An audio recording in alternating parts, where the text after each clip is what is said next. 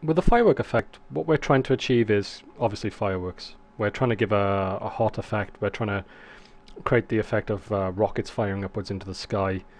And when those rockets reach their apex, their zenith, you can see that they then burst into showers of sparks, into these phosphors, and we get this sort of riot of color, different types of fireworks going off. Some that produce trails with sparkling phosphors that cascade down, and you can see that others just have individual phosphors that fly around.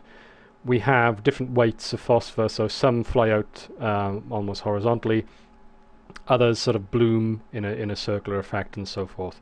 So it's pretty much like real fireworks.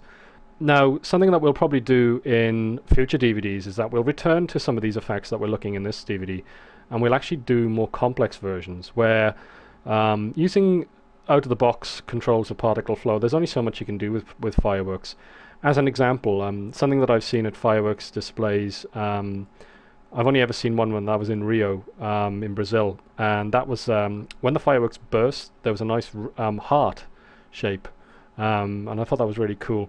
That was something I wanted to do for this DVD, but in the end there's no real way to do that, because to get a shape in your particles when they burst in the sky, you need some sort of forming shape. You need a little heart, basically, for the particles to emit off. Now, there's no way really out of the box to actually get particle flow to emit particles off a particle. You can't really get that. You can get particles to spawn from a particle, but that's not the same as the particles actually emitting off a particle. So if you had a particle with a heart shape, then you could emit particles off it, and they would then form a heart shape if they blew outwards from the middle. Now, there isn't any way to really do that with particle flow out of the box, as I said, and to do that we need scripting. And this isn't really within the remit of this DVD, so it's something that we'll cover, as I said, in future DVDs. But as you can see, even with the out-of-the-box controls, we've got a really cool looking effect going on here. It's very useful. Maybe you have clients who want to have some sort of 4th of July thing going on, or in the UK you got Guy Fawkes or New Year's Eve, which is a kind of worldwide thing these days. And you might want to do fireworks, and you can do this kind of stuff here. As I said, if you want to take it to another level and have the particles emitting from a shape, and you want that to be dynamic, so in other words, when your particles pop, the rocket flies up into the sky, and then where it bursts, that's where you actually get a heart shape. Or maybe it bursts in the logo of a company that you're actually doing an effect for. Well, for that, like I said, you're probably going to need scripting. So it's something, like I said, we'll cover in a future DVD. So let's have a quick look at the modeling assets for this scene, and in this case it's mainly textures. There aren't any real models being used here. If I go to the material editor, you can see I've got a bunch of different textures here, and mostly these are pretty repetitive in what they do. You can see they all look pretty much the same here. It's just the way the material editor displays them in the end. You can see I've got a silver spray rocket, I've got a silver spray bloom, I've got a red spray rocket, and a blue bloom, a red bloom, pale yellow, yellow, and orange.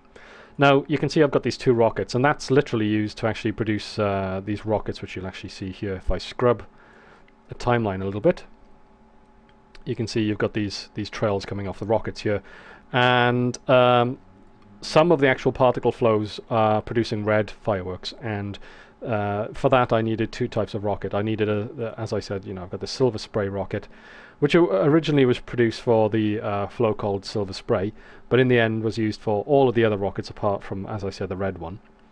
And you can see we've got the red spray rocket here. So let's quickly have a look at how they actually produce the effect for the particle. You'll see that if we go and have a look at the material, we've got self-illumination turned on. It's using color. I've actually set the color of the particle to be black, and that means that the self-illumination color will take over completely on what the color is of the particle. Now I wanted to use particle age to make the red flames or sparks, whatever you want to call them, of the rocket as they come out. I wanted them to fade off into eventually blackness, so you don't get them showing forever. Now to do that I needed to use the particle age map, but the problem with particle age is that it only has 3 different colors that you can put in it.